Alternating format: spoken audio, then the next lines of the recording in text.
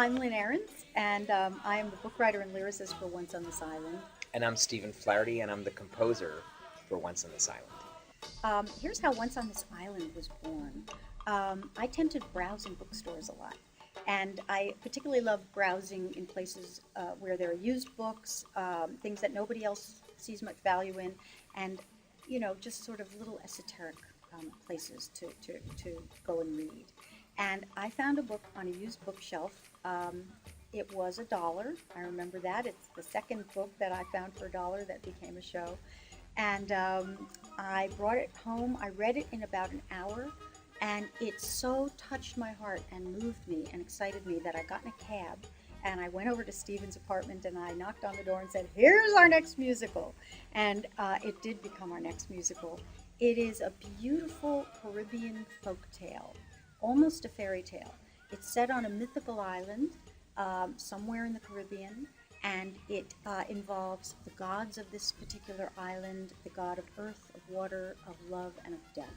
These are the powerful forces that influence the people who live on the island. And on the island, there are the very wealthy beaux-hommes, as they're called. They're elegant and they're wealthy, and they live on one side of the island in walled-in compounds and fancy hotels. And on the other side of the island are the peasants, who labor at the ocean and pull in their fishing nets and live in very humble homes. And there is a young peasant girl named Timoon who falls madly in love with a grand beaux-homme who she sees passing by in a car. How it must feel to go racing wherever you please, flying as free as a bird with its tail in the breeze.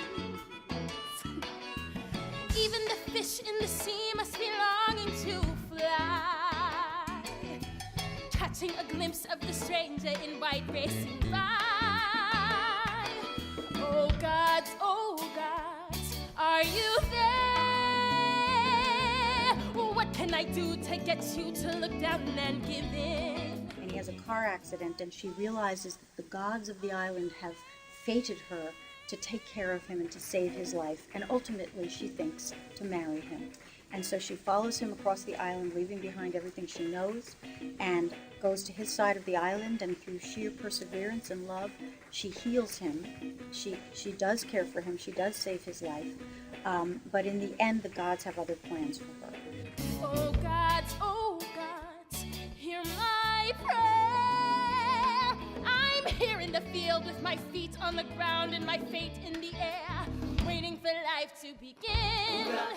It is a very, very sad and also joyous ending, because she ends up transforming the whole island in a certain way. I was going to say, don't give away the plot point. I'm not giving away anything. Spoilers. Okay. No. Right. No. Okay. She transforms the island, and she brings both sides of this island together under the watchful eye of the gods. So it's a fairy tale, it's a fantasy, it's a joyous Caribbean score, and it is a very, very emotional and uplifting show. And I will say that everybody who does Once on This Island, we get more letters on this show than almost any other show of ours. People say it brings out something in their community, and that every kid who does this show has the most amazing experience. We love getting those letters and those emails, because it has this transformative effect on the schools that do it. It's really extraordinary. You spared my life, show me why. You get me to rise like a fish to the bait, then tell me to wait. Well,